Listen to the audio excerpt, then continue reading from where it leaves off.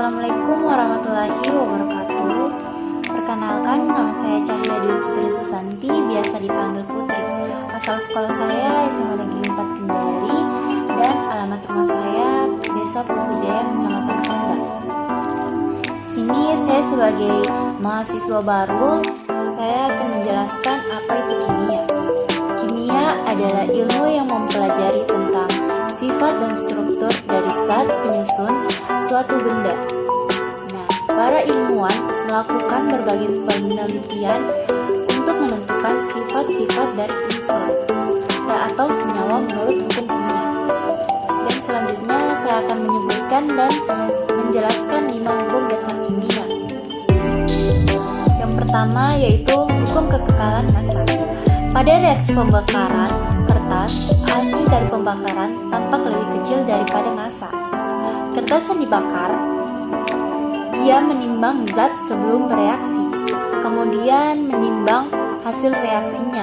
Ternyata massa zat sebelum dan sesudah reaksi selalu sama. Lavoisier menyimpulkan hasil penemuannya dalam suatu hukum yang disebut hukum kekekalan massa. Hukum ini juga disebut sebagai hukum Lavoisier.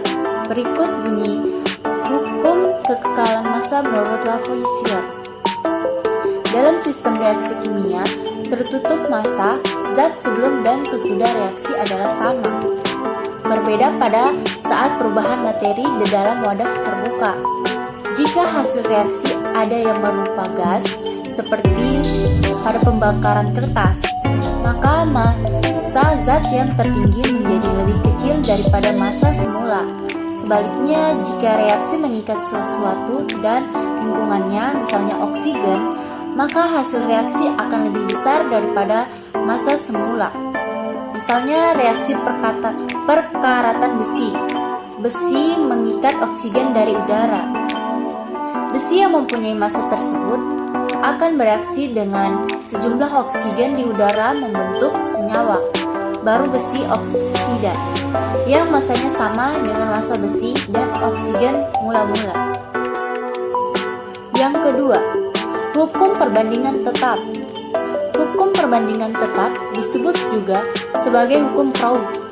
Hukum ini dikemukakan oleh Joseph Louis Proust pada 1799. Dia melakukan penelitian terhadap berbagai senyawa dan menyimpulkan bahwa senyawa yang sama meskipun berasal dari daerah berbeda atau dibuat dengan cara yang berbeda, ternyata mempunyai komposisi yang sama. Hukum ini juga dapat disebut hukum perbandingan tetap. Bunyi hukum ini ialah sebagai berikut. Perbandingan massa dari unsur-unsur pembentuk suatu senyawa selalu sama. Yang ketiga, hukum perbandingan berganda. Perkembangan dari hukum sebelumnya, John Dalton, ilmuwan asal Inggris ini, melakukan eksperimen. Dia mengamati adanya suatu keteraturan yang terkait dengan perbandingan massa unsur-unsur dalam suatu senyawa. Pada tahun 1803, hukum satu ini disebut juga sebagai hukum Dalton atau hukum kelipatan perbandingan. Bunyi dari hukum ini adalah, jika dua unsur dapat membentuk lebih dari satu senyawa, dan jika massa salah satu unsur tersebut adalah senyawa-senyawanya tersebut adalah sama, maka perbandingan massa unsur lain dalam senyawa-senyawa tersebut merupakan bilangan bulat dan sederhana. Yang keempat, hukum perbandingan volume. Hukum perbandingan volume dikenal sebagai hukum Gay-Lussac yang dikemukakan oleh Joseph Gay-Lussac pada tahun 1808. Pada awalnya, para ilmuwan menemukan bahwa gas hidrogen dapat bereaksi dengan gas oksigen membentuk air. Perbandingan volume gas, hidrogen, dan oksigen dalam reaksi tersebut adalah tetap, yaitu 2:1. Nah, Gay-Lussac kemudian melakukan percobaan serupa dengan menggunakan berbagai macam gas. Dia berhasil menemukan bahwa perbandingan volume gas dalam reaksi selalu merupakan bilangan bulat.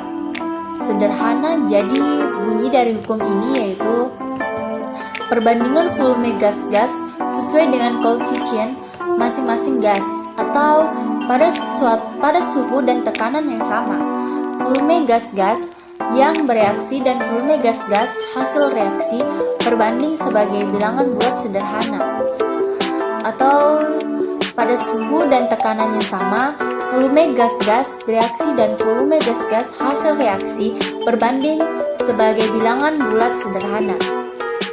Dan yang kelima, yaitu terakhir, hukum hipotesis Avogadro. Amedeo Avogadro adalah ilmuwan asal Italia bernama pada tahun yang mencetuskan hukum hipotesis pada tahun 1811. Sebelumnya, Avogadro menjelaskan percobaan Gay-Lussac. Menurut Avogadro, partikel unsur tidak selalu berupa atom tunggal atau monoatomik, tetapi berupa dua atom diatomik atau lebih poliatomik. Menurut dia, perbandingan volume gas-gas itu juga merupakan perbandingan jumlah molekul yang terlibat dalam reaksi. Jadi perbandingan volume gas-gas yang bereaksi sama dengan koefisien reaksinya. Hukum ini memiliki bunyi sebagai berikut. Pada suhu dan tekanan yang sama, semua gas dengan volume yang sama akan mengandung jumlah molekul yang sama pula. Nah, dari 5 hukum dasar kimia yang saya jelaskan tadi, kalian perlu ketahui hukum ini memiliki sifat yang pasti dan dijadikan sebagai patokan atau indikator, seperti dengan hukum-hukum lain pada fisika, matematika, biologi. Jadi untuk kamu yang fokus pada ilmu ini, kamu harus dapat memahami semua hukum dasarnya.